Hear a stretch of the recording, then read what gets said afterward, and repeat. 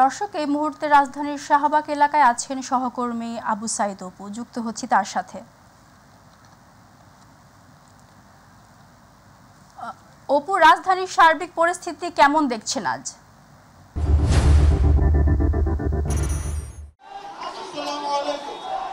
ধন্যবাদ আপনাকে। আপনার মাধ্যমে আমি একটু দর্শকদেরকে জানাতে চাই যে বৈষম্য বিরোধী ছাত্র আন্দোলন এবং জনতারা আজকে 15 আগস্ট যাতে কোনো প্রকার অনাকাঙ্ক্ষিত ঘটনা না ঘটে, কোথাও যেন অপ্রীতিকর ঘটনা না ঘটে, সেই জন্য কিন্তু তারা যে পূর্ব ঘোষিত যে কর্মসূচি দিয়েছিলেন সেই কর্মসূচি পালন করতে আমরা সকাল থেকে দেখেছি। ধানমন্ডি 32-এ কিন্তু ছাত্র বৈষম্য এবং জনতা সবাই কিন্তু আসলে অবস্থান নিয়েছেন এবং এছাড়াও শাহবাগে কিন্তু অবস্থান নিয়েছেন। আপনারা দেখতে পাচ্ছেন যে শাহবাগে কিন্তু অসংখ্য শিক্ষার্থীরা এখানে অবস্থান নিয়েছেন এবং তারা এখানে বসে তাদের যে মানে সুষ্ঠু যে নীরব প্রতিবাদ সেটি কিন্তু তারা করছেন এবং তাদের একটাই কথা হচ্ছে যে মানে ফ্যাসিবাদী যে সরকার এবং যে স্বৈরাচারী সরকার তা সেজন্য বাংলার মাটিতে আসতে না পারে এবং তাদের রাজনীতি নিষিদ্ধ করারও তারা দাবি জানিয়েছেন।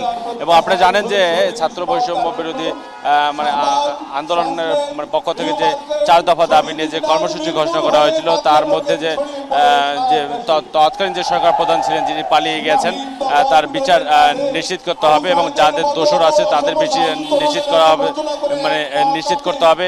এছাড়াও যারা যেসব মানে শিক্ষার্থীর উপরে তৎকালীন দায়িত্বরত যে পুলিশ কর্মকর্তা রয়েছেন তারা যে গুলি চালিয়ে যাদেরকে হত্যা করেছেন তাদেরকে বিচারের আওতায় আনতে হবে এবং যারা বৈষম্যের শিকার হয়েছেন তাদেরকেও আসলে আনতে হবে। দীর্ঘদিন যারা বৈষম্যের শিকার হয়েছেন তাদের যোগ্য আসলে ন্যায্য প্রাপ্তিটুকু তারা পায়নি, সেই বিষয়টি কিন্তু তারা এখানে বক্তব্যের মাধ্যমে বোঝানোর চেষ্টা করছেন। পাশাপাশি আরেকটি বিষয় হচ্ছে যে এই দীর্ঘদিন পরে তারা মনে করছেন যে স্বৈরাচারের পতন হওয়ার ফলে তারা নতুন একটি বাংলাদেশ পেয়েছেন।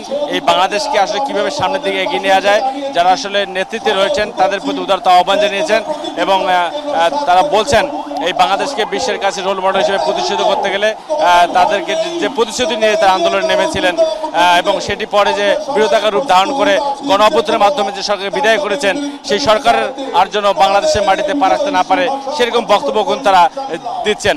অর্থাৎ রাজধানীর বিভিন্ন গুরুত্বপূর্ণ পয়েন্টগুলোতে আমরা দেখেছি তারা অবস্থান নিয়ে আছেন যাতে করে কোনো প্রকার অনাকাঙ্ক্ষিত ঘটনা না ঘটে। এছাড়াও আইনশৃঙ্খলা বাহিনীর সদস্যরা থেকে শুরু করে আপনার সেনাবাহিনী সবাই আসলে তৎপর রয়েছেন।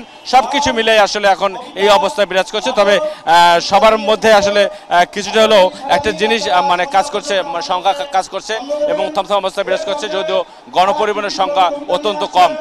তো সব কিছু মিলে এই শাহবাগ থেকে এটাই ছিল আমার কাছে সর্বশেষ পরিস্থিতি। তবে বক্তব্যতে যারা বক্তব্য দিচ্ছেন তাদের ভাষায় একটাই স্পষ্ট যে কোনো ফ্যাসিবাদী স্বৈরাচারী সরকারের আর বাংলার মাটিতে জায়গা হবে না। বাংলাদেশকে কীভাবে সামনের দিকে এগিয়ে নেওয়া যায় সেই প্রতিশ্রুতি তারা বারবার ব্যক্ত করে যাচ্ছেন এবং তাদেরকে কোনোভাবে কোনো রাজনৈতিক কর্মকাণ্ড করতে দেওয়া হবে না যারা এদেশকে দীর্ঘদিন ধরে একনায়কতন্ত্র শাসন কায়েম করে আসছিলেন। তো এটাই ছিল আমার কাছে শাহবাগ এলাকা থেকে সর্বশেষ খবর।